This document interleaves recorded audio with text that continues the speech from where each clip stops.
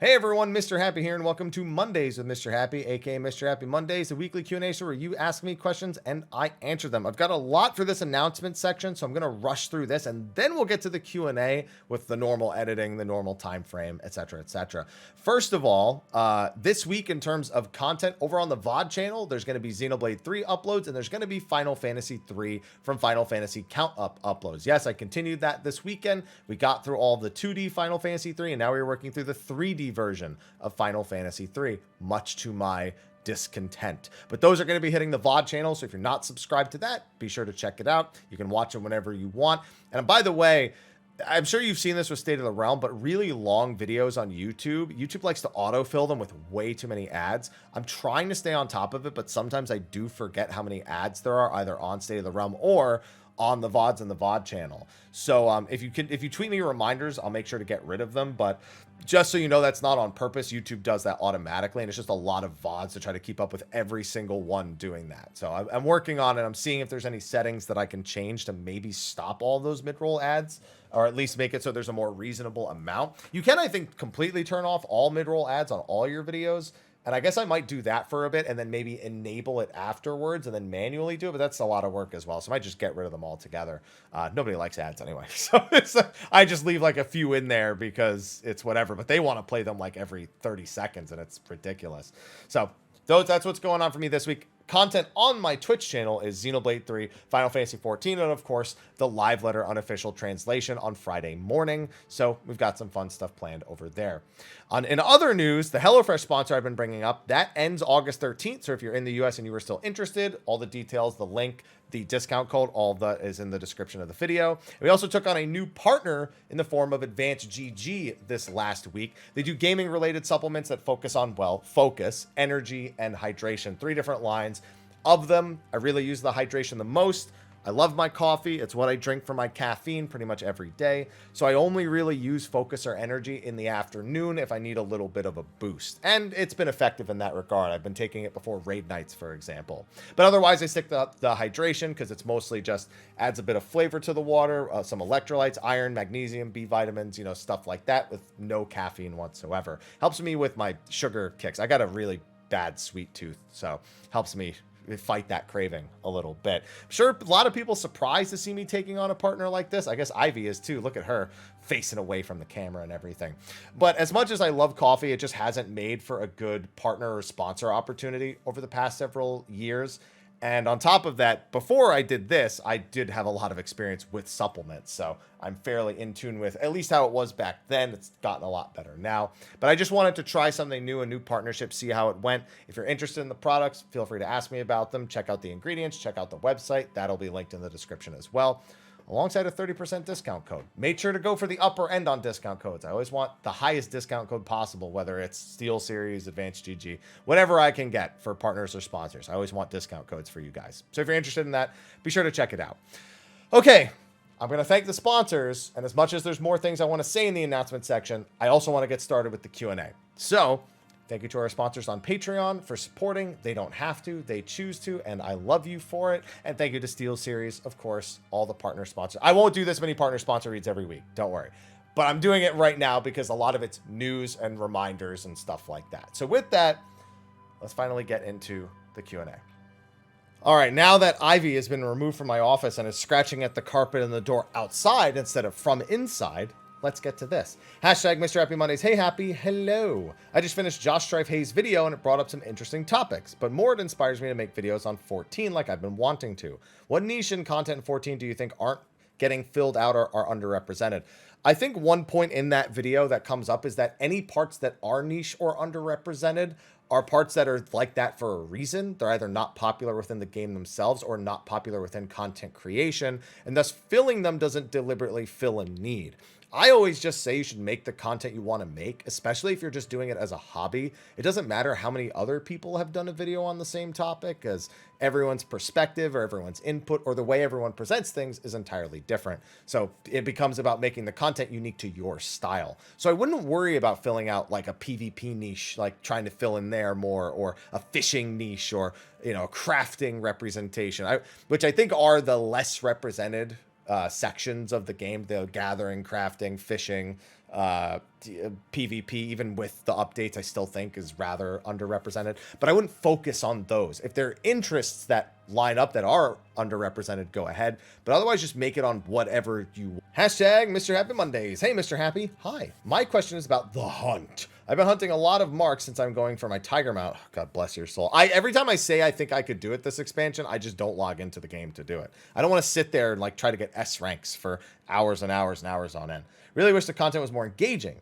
So, okay, I think I know what I'm going to say here. A and S ranks have been interesting mechanics, and I love the idea of world bosses. I understand the marks from previous expansions should die quickly, now that we are massively overgeared, but it's frustrating when even an Endwalker double S dies in about 30 seconds. It seems like hunt marks attract way more players than the devs intended for this content. Do you have any ideas for making hunts more interesting? No, the whole point of them is to be mildly interesting punching bags. It's not supposed to be a system that challenges the player at all. Do some of them have mechanics that can pretty easily insta-kill you if you don't know how they work or you get hit? Yeah, sure, but it's just not the focus of the content. It's not supposed to be an overly engaging piece of content. The most engaging thing about it is supposed to be spawning the S ranks, which if you're not contributing to, you might want to find out how your current server or data center is handling those things and try to get involved, because that can be very time consuming and engaging, even if the encounters themselves are not. All right, I was going to say I saw a not hashtag with a question, but they also didn't say hello. However, I see the first question is, how are you doing? I'll take that's a greeting. It's not a hello, but it's a greeting. And I'm doing all right. Hopefully you're doing all right. 2, what do you think about Reaper having a res? No. Lore-wise, they could just shove someone's soul back into their lore. That's not how their lore works. Reaper has a pact formed with a void sent from another shard. They cannot just stick souls back in bodies. Like I'm saying, I understand you saying they could write it like that, but no. We already have too many jobs with reses in the game as is. I think reses are way too valuable an asset in Final Fantasy XIV, and I'd like to see that toned back. Giving one to Reaper? No. No. Hashtag MHM. That could be Monster Hunter Madness, or it could be Mr. Happy Mondays. Greetings and happy Dragon Quest X 10th Anniversary Day. Didn't even know that, but happy 10th Anniversary Day. No question this week, but I'm glad to see you'll be having input on the subject with Josh Strife Hayes video. Oh, okay, so there's no question, but either way. I've been on the fence about doing Dragon Quest X content, mostly due to not knowing which direction. You know, the only thing I'd be concerned about, and obviously I don't know where you live, you know, that would be weird if I did, but if you're living outside of Japan posting content on it, I don't know how attentive Square Enix is at people VPNing into it. From what I understand, it's fairly lax, but I think I have heard stories of people getting banned from trying to VPN to Japan in order to make an account and play it, even though there's, I think, a pretty well-known like English, I guess, dictionary of things that you can look up for Dragon Quest X. I think people who do that would be appreciative. We saw PSO2 really flourish from content like that, and it built up its anticipation and hype when it eventually came to the West. I don't think Dragon Quest X Online will ever come to the West. Offline, maybe. And I think offline, even I would maybe consider. I'm thinking about doing Dragon Quest X offline content, even though it's not currently slated for a Western release, much for that reason, so that if it ever does, I've got this encyclopedia of knowledge about it. So I say go for it, but because it's a game that's only available in one region, if you are VPNing in, bear in mind the potential consequences. Always do that, even though it doesn't really seem to stop most people, but I like to keep it in the back of my mind at least. All right, this one didn't have a hashtag, but I saw them say, hey, so I stopped and I read it. Long one you had to skip over last week was mine, so I thought I'd throw an abbreviated version in here. And you know what? This week I can take it. I could have taken the long one maybe, but I'm glad you abbreviated it. Mini context. Basically, as someone who hadn't touched MMOs in a very long time before starting Final Fantasy XIV during 5.58, tanking without aggro management tools feels like it's missing a key piece of what gave tanking depth in older games. Does it feel like 14's tank management is deep enough to fill the gap? Actual question. So I'm curious, what do you think Square Enix is likely to do with the tank role in the future? And B, setting aside what direction Square Enix is taking with it, what changes would you like to see? What you have now is what tanks will be forever. They're never going to double back on aggro management. They would rather make a rotation for the job and then focus on different forms of mitigation for them, like they do now, than to ever make aggro management a thing. Outside of tank swapping, which does have its things, you know, even with how easy it is now, it's not uncommon to see tank swap flubs or, you know, the occasional tank stance forgetfulness. It's minor things, easy to fix, but it still definitely happens. They're not going to double back and increase aggro management. It's this way for a very particular reason, in order to make it easy for new players to get in without feeling like there's a wall. You know, like there was the huge division before of, if you were in tank stance, the thing that made the most sense to be in, you weren't providing as much damage as you could, and people who were really proficient not using tank stance became the standard, because they would not use tank stance, do more damage, and still keep aggro and stay alive. They don't want that division anymore, and so they're not going to go back. And aggro management was a big part of that problem, and what kind of exacerbated it. So definitely not going to see any sort of double back. What changes would you like to see? I'm not a tank main. I feel like it's irresponsible for me to project what I think they should do. I'm quite content with the way the tanks play right now. I enjoy playing most of them to some capacity. Paladin is my personal favorite, but Warrior is the easiest to play. So if I'm on a tank, it's most likely that one. And I don't think I have the right as a not tank main to suggest changes. Only suggest that they listen to the people who want changes that are not about adding... How would I say this? Without adding any sort of additional walls for new players to get into it. That's about it. There's a hashtag above where it says, hey, but right now, all you see is, hey, Mr. Happy. Question, how much gil should I hoard out to be comfortable for the next patch's crafting it? Next patch is going to be a joke, cost-wise. You'll have a whole week to get crafted gear and consumables before the raid tier even comes out. So this is going to be one of the cheapest raid tiers. So this one, a few million... probably does the trick. In all honesty, I'd be shocked if it's any more than that, as long as you don't buy on server up. Following tiers, you normally want about 25 to 30 million tucked away if you're planning on doing everything in the first couple of hours. But if you are always willing to wait until the end of day one, prices crash hard by the end of day one, and a few million will always be more than enough. Context, I've been stacking a bunch of gil, but I also bought a 14 house recently. Need to put money on the furniture, but I'm also scared of spending too much. Kind of don't want to spend my first week farming gil instead of doing all the new stuff to be ready for week 2. Yeah, I don't think you'll run into that issue. It should, like, every individual piece will probably be like under 100k by the end of the first day. Not even by the end, like halfway through day 1 of patch 6.2, because there's no raid tier and the crafting probably will be accessible, you know, as it has been with the previous few tiers. So yeah, I don't expect it's going to cost you too much.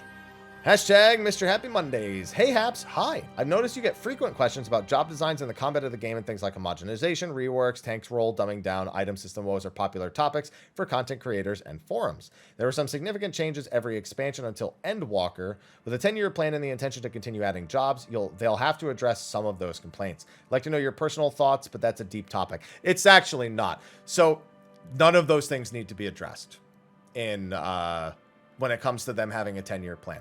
They will always be willing to rework jobs if they feel they need to do it. They will always make sure the jobs are accessible at a really, really basic level, but some jobs will be easier or harder to play at the top level than others. And the item system has stayed the same, and it's probably not going to change at all. I don't suspect they'll make any sort of adjustment to the way stats work, or at least not a major adjustment. You know, it'll still be, you know, stack the stat you want most, then, you know, meld the second one that you want. And if both of those are full, meld the third. As simple as it always has been.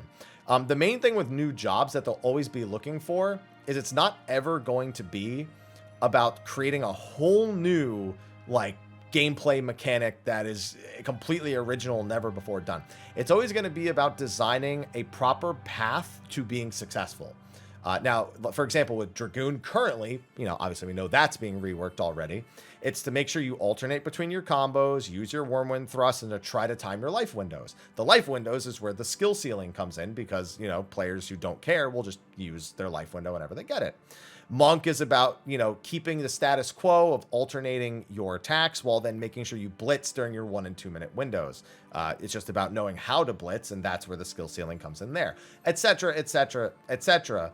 They have a clear plan of how you should be performing and what your goals are as you learn the job. But the jobs can feel very similar in the process of obtaining that. You can have multiple jobs that have something like a mudra or a dance system where you're just playing Simon Says to make combinations to finish attacks, and they only have to be mildly different. Some can be on the GCD, some can be off the GCD, some can replace your GCDs, but the concept will still all be the same. So I actually don't think this is that difficult. The only problem becomes the volume of jobs they need to balance and rebalance every single expansion, eventually becoming too much of a thing. I won't be surprised if 7.0 is the first expansion where we only get one new job and it's a DPS, almost certainly. But other than that, I don't think this is that much more complicated. As for holding a State of the Realm episode exclusively on that, yeah, we kind of always consider dabbling in it occasionally, and we really should do a deep dive in the history of every role. But I'm not a super big fan of role-specific shows most of the time, especially when they're not tank or healer. I feel like DPS is always just DPS players complaining about DPS things. And we sound so selfish compared to when tanks and healers are discussing, you know, buff timings and how many autos you can catch and all this other crazy stuff. And they're just like, man, I have to time my life window and it's not always the same. You know, it's like our complaints are so much less enthusiastic. So the answer is always a maybe with that one. But I can't say I'm that concerned, nor do I think it's something that warrants concern at the moment. Hashtag Mr. Happy Mondays. Hey, Haps. Hi. Thank you for answering my question about getting carried on Ultimate. No problem. I have another question. Do people in 14 judge you for using Ultimate Totem for a class you didn't clear with? Most people won't ever know if you've cleared it with that job. They'll just know that you have that weapon. And this is how you get Legend by the Way memes, where somebody gets all the, let's say somebody got every Ultimate weapon, but they can't play Gunbreaker for shit. Still, they throw it on because they have it. Maybe they throw on their legend title or something, and they go into a 24-man, and they have no idea what they're doing, and they die, like, repeatedly to, like, really simple things that they wouldn't die to on a job they're familiar with. That's when you get Legend by the Way memes, because they look like they have no idea how to play, and someone's like, oh, this person bought their clear, blah, blah, blah. Nobody ever jumps to the fact that maybe they just beat it on this, not this job. So nobody judges you for using it, but if you die and you have a more vocal individual in something like a Party Finder or Duty Roulette or something of that capacity, don't be surprised if you get Legend, by the way, because it definitely happens to a lot of people. Hashtag Mondays with Mr. Happy. Hi, I'm doing fine. You're doing all right. How am I doing? You're doing all right. I'm doing all right. You're doing all right. What job or jobs would you recommend playing to grind up to crystal rank in PvP this season? Are there any jobs or roles you would consider better? I think healer is always one of the safest ones, but specifically White Mage and Astro are probably the two easiest healers to climb with. They have so much impact on the game that you just can't go wrong. That's all it really is. For tanks, Paladin and Warrior are much easier to have an impact on than the other ones. Gunbreaker, I've seen Gunbreakers do work, especially in solo queue where people aren't as coordinated, but Warrior and Paladin have a much easier time having an impact. And on the DPS side, Dragoon is always a nice, easy pick. Monk can be, but it's a little technical. Ninja is a little easier to have an impact on, I feel, than Monk. And then on ranged, I think Machinist is a nice go-to pick. They can just completely pick people out and turn fights, which is why Monk is also good if you can get through the technical side of it. And then for casters, I mean, Red Mage. I mean, Black Mage is really, really strong, and Summoner is not bad. But Red Mage, once you get good on that, you're so frustrating to deal with. So those are just a few recommendations. For me, though, White Mage is always going to be the go-to pick unless they change something about the way the skills work. Because the stun on the limit break, the regen, the damage reduction, the polymorph that this can't be taken care of, it's just, it's all so good. Hashtag Mr. Happy Mondays. Hello, Happy. Are you doing all right? I'm doing all right. You doing all right? To answer your question, you're doing all right. I have a question about speculation for the trial coming in 6.2. I was wondering, what do you think the chances it could be the Cloud of Darkness? No. You know, here's the thing. If we did not have a trial version in the form of Savage, I mean, because essentially that's a trial. You know, our raids are trials, you know, for lack of a better word or comparison. If not for that, with E9S, I would say that's a reasonable guess. Not that they still couldn't do it, but I don't think they would be something they would keep a secret. I still think it's going to be one of the Four Fiends, or even Golbez, or even as Daya. I think it could be any of them. I don't think it's anyone but them. However, I'd be surprised if it's somebody else. So, but Cloud of Darkness, I mean, obviously I can't say no. I'm not the one making it, but it wouldn't be high on my prediction list. Hashtag Mr. Happy Mondays. Hello. Hi. I was just wondering about your thoughts on how shouts have become nothing but people shouting to promote some venue. I fail to see how jumping from zone to zone, server to server, spamming some macro message. I can't stand when people do that. I think you can actually report people for spam if that's all they're doing all the time. It does depend on the frequency of it, but I'm pretty sure that depending on the frequency, you could technically report it as spam. That being said, you would most likely just get told to blacklist them while they investigate. And then it's a matter of what they're, shouting for. But I also don't see this very often. I don't ever hang out in the cities. I talk in my link shells and my FC or just through my Twitch chat. I almost never go to Limbs and sit and shout chat. But I can also tell you that Gilgamesh's shout chat, it has those, but a lot of the time it is just people kind of messing around and saying shout chat. I sit, sometimes I AFK in Limbs and I come back and I can see this saying shout chat, and I don't see that all that often. But I don't play on...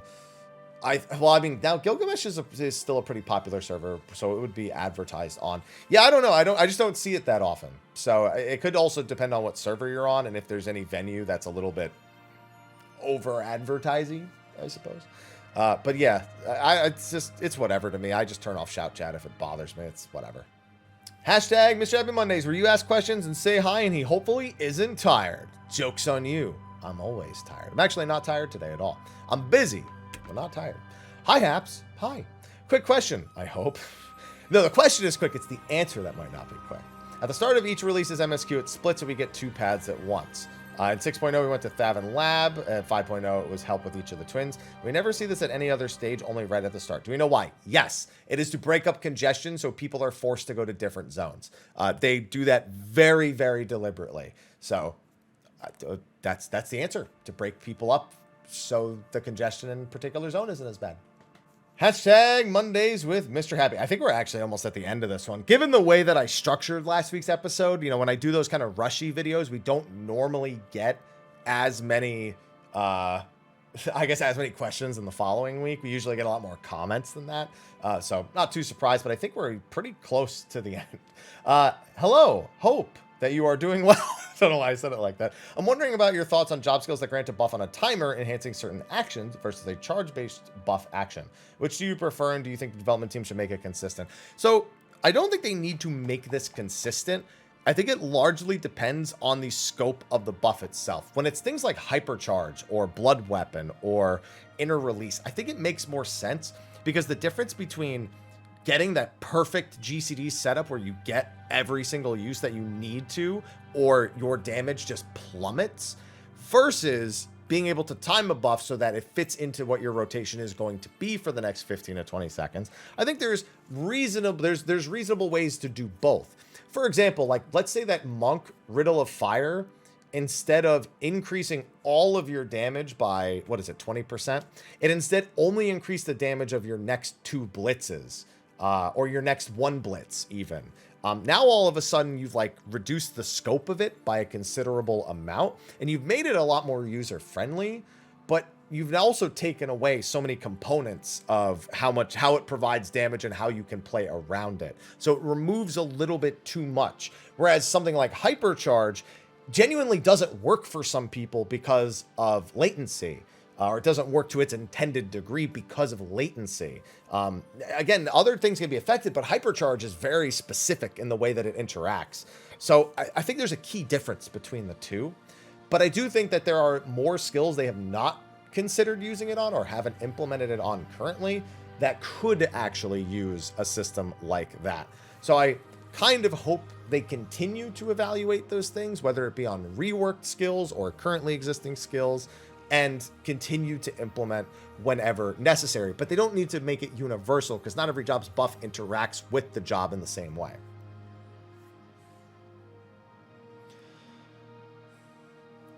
Hashtag Mr. Happy Mondays. Hey, Happy. Hello. Are we still in the 7th Astral Era? Yeah, because there's no era. There's not going to be another era, because the whole rejoining thing is done. There's no more Zodiarch. So the Astral and Umbral eras were...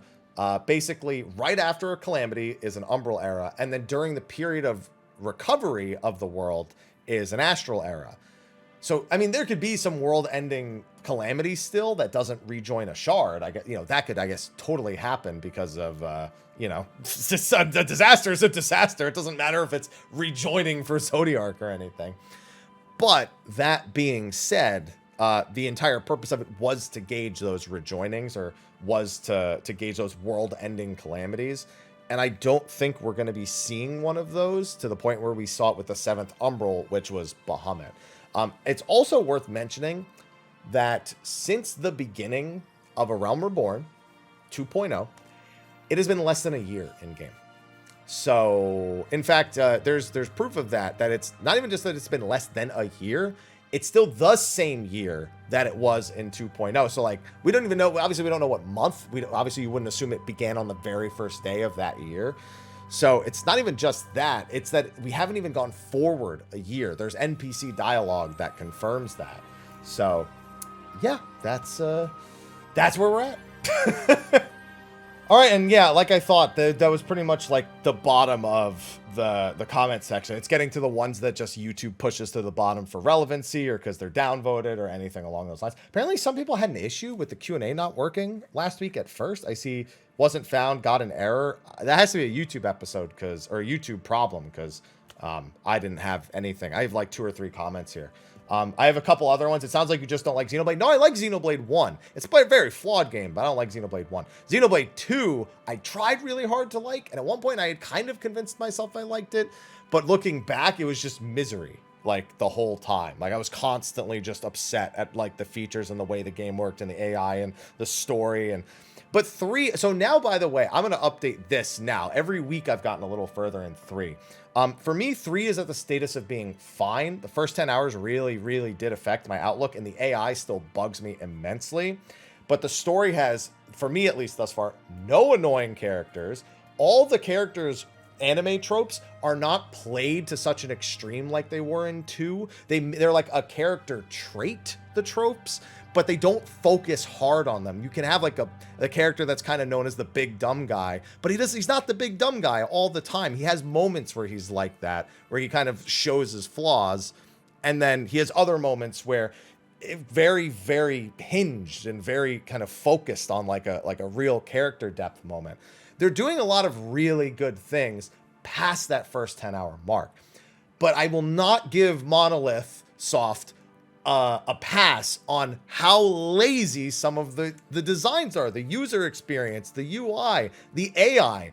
The fact that they don't even fucking program the AI to be able to path around large objects. It is literally, they go forward and they will stop. That's why you can break AI by putting one enemy on one side of a rock and another enemy on another side. I will not give companies a pass on just laziness for stuff like that. I can enjoy a game despite that if the game itself is good in other ways. And fortunately, after the first 10 hours, Xenoblade 3 is. The story has gotten better as time has gone on. The characters have gotten better as time has gone on. The class system, solid. No complaints about it. I have other things that I could improve about it, but I'm not going to give them a fucking pass on shit that is not working or is just lazy or poorly designed. And some of it's the Nintendo Switch just being not a great piece of hardware. I hate when people want me to give it a pass. People think I give 14 passes on stuff. I go, I don't like that, but we'll see. It's not in Xenoblade. Xenoblade, it's like, I'm just going to try and make it another few hours, please. There's a few other comments about like Final Fantasy stuff, Nier stuff. Somebody asking, is Nier really not canon? No, it's canon in the Nier lore, but in Final Fantasy XIV's world, all collaboration events are considered non-canon. Koji made that distinction years and years ago, so that way they can write for a good collaboration and not worry about how it's involved in Final Fantasy XIV lore. Like when Shantoto came to our world as part of one of the Final Fantasy collabs, or Iroha came as part of the other one. They don't want to have to write about like, or logic, the connection between these two games and two worlds, other than this thing is happening. It's part of a collaboration. Let's just make it good, or as good as we can make it.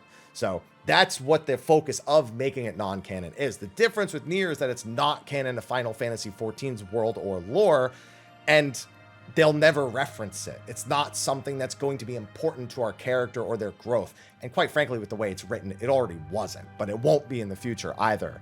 But in the Nier lore, it has major implications amongst many things. The Draken Nier lore, I guess I should say. So that matters. But within Final Fantasy XIV, it doesn't matter. It's completely irrelevant. It has no bearing on our character or our story. And your character will be written as if they never experienced it. You'll never have another element of it written into your character after you complete it. So that's what I don't like. That's why I don't like it. I'd rather get even a substandard 24-man that has to at least, that expands Final Fantasy XIV's world and lore, than get a substandard one that doesn't do that. So that's what it is. And the remaining comments are commenting on Gilgamesh. So apparently the big bridge thing is not a reference to the Epic of Gilgamesh, but it's a reference to a warrior monk named Benkei, who, and I'm going to read this right from the top comment here. One of Benkei's claims to fame was fighting the hero Miyamoto no Yoshitsune on a bridge and losing, hence Gilgamesh being associated with bridges. Fighting Benkei on a bridge is a popular enough trope in Japanese pop culture that references to it happen fairly frequently, including in Final Fantasy XIV, as it turns out. So that's the follow-up. I've definitely heard that before. I recognize all of that, but last week, it wasn't. You guys saw how frantic I was last week. There was no way. Okay. With that, I haven't eaten yet. Listen, if I'm not tired, I'm either tired or I haven't eaten. So one of these two things is true every weekly Q&A. This week, I haven't eaten. Well, I had a banana, but that's it. I'm going to go find some food because I don't think I have anything in my apartment. So thank you everyone for tuning in to this week's episode of Mondays with Mr. Happy. Ask your questions in the comment section of the video below. Reminder, there's very little time left on the HelloFresh sponsor. We have our Advanced GG partnership with the 30% discount code. Thank you again to our sponsors over on Patreon. And thank you to Steel Series, our longtime sponsor as well. With that, bye. I'll see you later. Go ask your questions and enjoy your week. I'll see you